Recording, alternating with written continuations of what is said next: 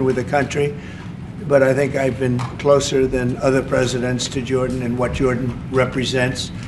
And it's an honor to have you and your son with us today. And if you'd like to say a few words, and thank you very much. Mr. President, thank you very much for having us, and so short after your inauguration, I think just as a testament to what you said is a special relationship between our two countries and the personal relationship of friendship and trust between the two of us. Mr. President, I truly believe that with all the challenges that we have in the Middle East, that I finally see somebody that can take us across the finish line to bring stability, peace, and prosperity to all of us in the region. And it is, I think, our collective responsibility in the Middle East to continue to work with you, to support you, to achieve those lofty goals. So I'm very delighted to be here, and as you said, sir, we've got some very interesting discussions ahead. Very good, very good. Thank you very much. Mr. President, many people in the region, especially Jordan, are worried about the annexation of the West Bank. Will you give His Majesty the King guarantee that you won't allow Israel to annex the West Bank? And how are you going to I think that's going to work out very well. That's not really what we're talking about today. I think that's something that's going to work out automatically, and it's in good shape. And we discuss it, and other people have discussed it with us and with me. That's going to work out. West Bank is going to work out very well. Mr. President, why should the king take in the Palestinian people? He's made clear he doesn't want to. Well, I don't know, but he may have just something to say, because we discussed just briefly. I think maybe you want to say it now, or? Well, Mr. President, I think we have to keep in mind that there is a plan from Egypt and the Arab countries. We're being invited by Mohammed bin Salman to discussions in Riyadh. I think the point is how do we make this work in a way that is good for everybody? Right. And obviously, we have to look at the best interests of the United States, of the people in the region, especially to my people of Jordan.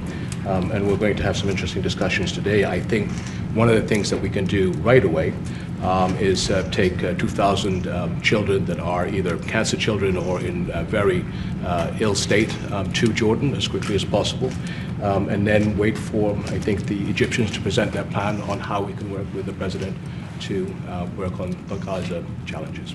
So I want to tell you, excuse me, wait, just please. I didn't know that, what you just said, 2,000 children with cancer or other problems, and that's really a beautiful gesture. That's really good, and we appreciate it. And we'll be working on the rest with Egypt. I think you're going to see some great progress. I think with Jordan, you're going to see some great progress. 3 of us, and we'll have some others helping, and we're going to have some others at a very high level helping, and the whole thing will come. It's not a complex thing to do.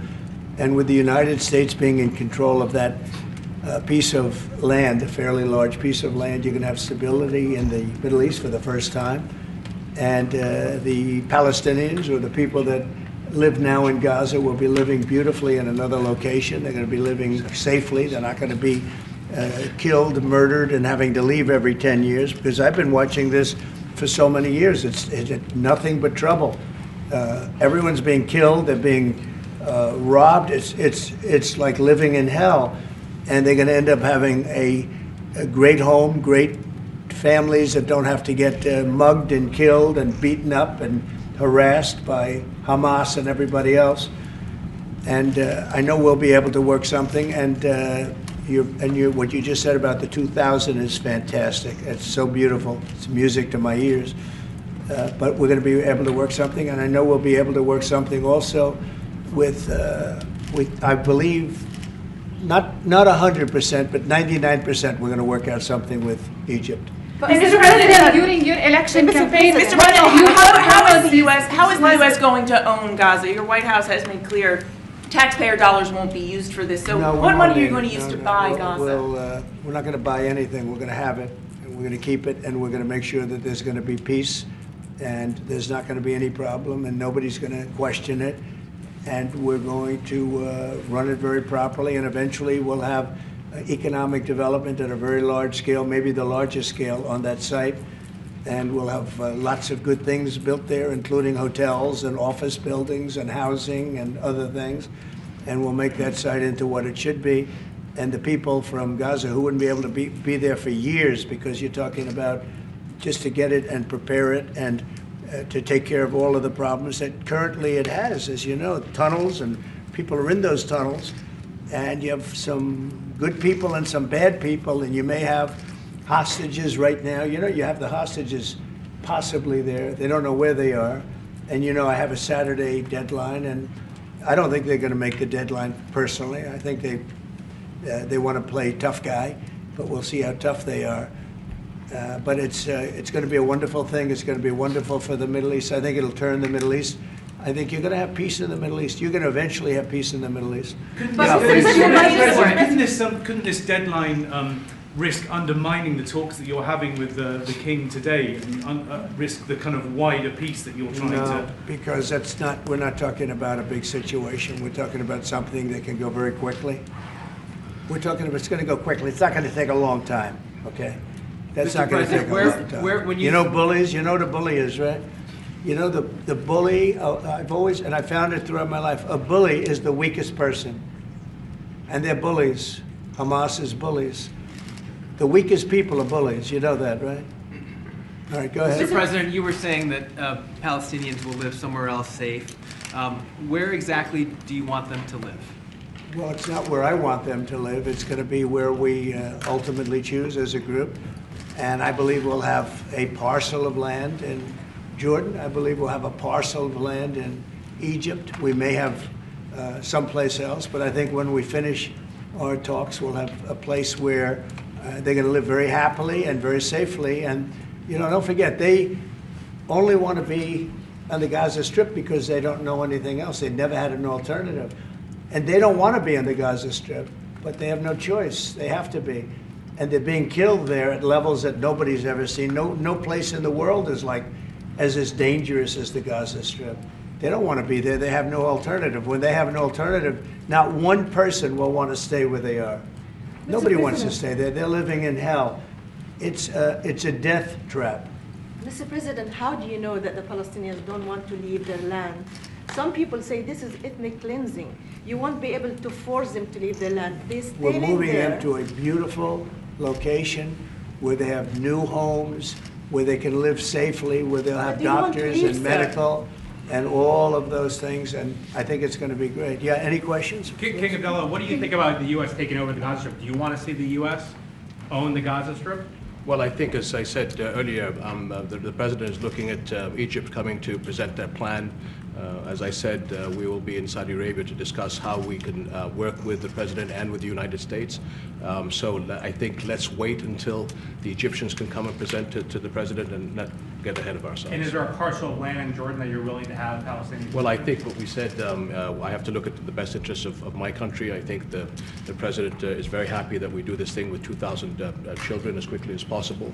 And again, I believe that the president is looking forward to getting a group of us Arabs here to discuss the overall plan. And last question, the 2,000 children, are those from the Gaza Strip? Absolutely, from the Gaza Strip. Are you willing to change your mind, Mr. That's President? from the Gaza Strip, the 2,000. Are you willing to change your mind if you hear the Egyptian and the Arab plan end of the month? If they present you something different, are you open to I another think plan? we sort of have gone down the line. We know pretty much what is going to be presented. And I think it's going to be something that's going to be magnificent for the Palestinians. They're going to be in love with it. I did very well with real estate. I can tell you about real estate. They're going to be in love with it. But Mr. President, doesn't concern you that moving 2 million people from there? It's a very small number of people relative to other things that have taken place over the decades and centuries. It's a very small number of people. And they're living a terrible life. Look at the way they're living now. Nobody's living like that in the entire world. They're living under buildings that are mostly fallen down and will continue to fall down. And they're living under. People are being killed every day. The conditions are horrible. There are no conditions anywhere in the world that are worse than the Gaza Strip right now. But don't you have Mr. concern that President, you can destabilize Jordan and you said all Egypt? hell will break out if all the hostages are not released on Saturday. What did you mean by that? And are you encouraging Netanyahu to walk away from this deal? Have you talked about this with him? So I've looked at at the condition of people coming out of the hostage situation, and it's horrible. I looked at the before and after yesterday. 3 young men. One is dead now, as you know, the older gentleman who died, which everybody said he was alive and well. He's dead. But the 3 young men, and I looked at them from a short while ago, and I looked at them now. They're emaciated. They look like Holocaust survivors. They looked, I mean, they'll get better, but they're in rough shape. They were treated really badly, and we've heard things from them since. And I think the reason that Hamas is playing so cute is because they saw the reaction to these three people that came out, and the other ones. Look, the one young lady had her hand blown off practically, and they were not in great shape either. But she's missing her fingers and a big part of her hand. You know what she did? She was stopping a bullet that was aimed at her. She went like that, and it blew off her hand. No, I think I think they want time, because I think the people that they have living are in such bad shape, because they're sending the most healthy people out, because they don't want to send the least healthy people out. And there was an uproar when they saw the people from yesterday. So these people are, so I don't want to do 2 and then we do another 2 in another week and then we do 4 in 3 weeks. No. They either have them out by Saturday at 12 o'clock or all bets are off. Mr. President, Mr. President, would you still consider withholding aid to those countries if they don't accept your plans to accept? Well, I don't want to say that, because we've had such a good relationship and we're doing so well just in the short time that we've been talking. I mean, the king just made a statement. I didn't ask him to do that, about literally saving 2,000 young children from the Gaza Strip. We didn't know about that. You didn't know about that. Nobody did, except for the king and his son. I assume you told your son, right? And I just thought it was great. No, I think we'll do something. I don't have to threaten with money. We contribute a lot of money to Jordan and to Egypt, by the way, a lot, to both. But I don't have to threaten that. I think we're above that. I do believe we're above that. So. Would you consider other countries, not Jordan and Egypt? There was talks about Indonesia, Albania, other places. Yeah, sure, we would. And we have other countries that want to get involved. We have a lot of people that want to get involved. There's a great sense of wanting to help the Palestinians. There's a lot of good countries out there, people that rule those countries with big hearts, and this gentleman is at the top of the list. And if they don't want to leave, how are you going to force them, Mr. President? Oh, they're going to be great. They're going to be very happy. Can you Your give us a sense, Majesty, Your Mr. Majesty, President, should we may I- expect that the may I- Jordanian response would be part of a coordinated Arab response? The response will be from a multitude of countries, Arab, international. I know the Europeans want to step in. And again, we'll probably have to look to the help of the United States to make sure that COGAT, which is the clearing agency on the Israeli side, makes it as efficient as possible, because 2,000 kids, the best way to get to them is by helicopters and get them straight to our institutions. I also believe that quite a few countries would also probably like to take some of those kids and have them treated in their hospitals. So we hope to launch this ASAP. Yes, and that's right. This should have been done by the Biden administration, but, you know, they didn't do anything. They didn't know what the hell they were doing. So this should have been done by the Biden administration. This should have never happened, because October 7th would have never happened if I were president. Zero chance of happening. You wouldn't have had that whole mess where the Middle East got blown up, and you wouldn't have had Ukraine and Russia fighting. That would have never happened. And by the way, we're making good progress there, I think. I really think we're making some very good progress. Mr. President, President, you've said team, are you before that putting in the charge U.S. of it? would buy Gaza, and today you just said we're not going to buy Gaza. We're not going to have to buy. We're going to have Gaza. We don't have to buy. There's nothing to buy. We will have Gaza. What does that mean? No reason to buy. There is nothing to buy. It's Gaza. It's a war-torn area. We're going to take it. We're going to hold it. We're going to cherish it. We're going to get it going eventually, where a lot of jobs are going to be created for the people in the Middle East. It's going to be for the people in the Middle East, but I think it can be a diamond. It can be an absolute tremendous asset for the Middle East. And you're going to have peace. It's going to bring peace in the Middle East. Gaza, the way it is right now, every 10 years you're going to have the same thing happening. I've watched it so long, all the death and destruction of Gaza.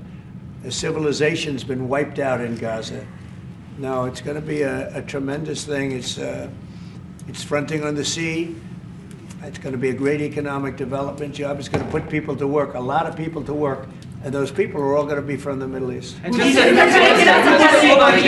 follow up with one on that for King Abdullah, can you clarify again, sir, how do you feel about the U.S. taking Gaza, as the president said? Well, again, this is something that we, as Arabs, will be coming to the United States with something that we're going to talk about later to discuss all these options.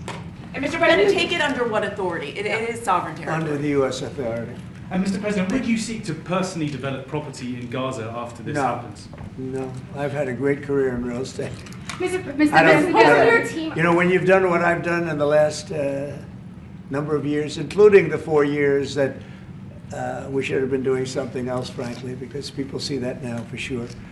But when you've done what I've done, you can just do more good for people when you're president. When you're president, we can do things. This is all things that should have been done, but actually things that shouldn't have had to be done. Gaza, absolutely, it would have been so great if the Biden administration would have started this. But actually, in all fairness to them, they should have never let it happen. It did happen, and because of the fact that they let this happen, this catastrophe of October 7th, something like this becomes practical and very real, meaning the development and all of the things that I've talked about with respect to the Gaza Strip. If you didn't have the October 7th catastrophe, and it was a horrible catastrophe, then probably you wouldn't be talking about that. But the only thing I can say is this is going to bring stability and peace to the Middle East. And ultimately, when it's developed, which will be in quite a while from now, because we want to let things calm down. But when it's developed, it's going to bring tremendous numbers of jobs to the Middle East, including the people of your country. Mr. President, what if it does not bring peace to the Middle East? There are many Palestinians, even though you say that everything is going to be beautiful, everything is going to be lovely, they're not going to want to go back. There are going to be people who want to go back and feel like that it is their right to do that. You haven't said, will there be any type of repercussions or anything that happens? We don't think that's going to happen. We think we think people are going to be very happy, thrilled. A lot of those people that you're talking about are going to end up maybe living there and maybe working there, but it'll be in a different form. We have had tremendous support for this project, and we think the biggest asset of the project is going to bring peace ultimately to the Middle East. All right. Mr. President, one last question. Go ahead, behind you, and you've asked enough. Mr. President, one of your promises on the campaign trail is to bring peace to the Middle East. It was a promise to your Arab voters here. The Arab voters in the United States oppose this. What do you say to them? Well, you know, if you look at Michigan, where we have a large Arab population, as you know, I was just telling the King that we won. As you know, I won the Arab population. Now, when I started off, I wasn't leading, and when I finished, a few months later, we started campaigning in Michigan. And when I finished, we won it by a tremendous amount, by 30 points. And my relationship with the Arab population has been fantastic, and my relationship with the Middle East is very good with all the countries, just about all the countries. Let's see, I would say all the countries. And they all want to do something, and they want to see peace in the Middle East. All the stories you hear about the Middle East not really wanting peace, that they want war, they want this, they want to go a certain place. Let me tell you, those stories are false. They want to have peace. I know them all very well. They want to have peace. They want to have a good life like other people. And this will be a big factor in bringing peace to the Middle East. Thank you very much, everybody. All right, guys. Thank you, guys. Let's go, press. Guys, let's go. Press, let's go. Thank you. Come on, guys, quickly, please. Thank you. Thank Guys, you let's all. go. We're moving. Come on, quickly. We're moving out this way. Thank you, Thank guys. you. Thanks, guys. Come on, guys. Out this way. Quickly, please. Right here.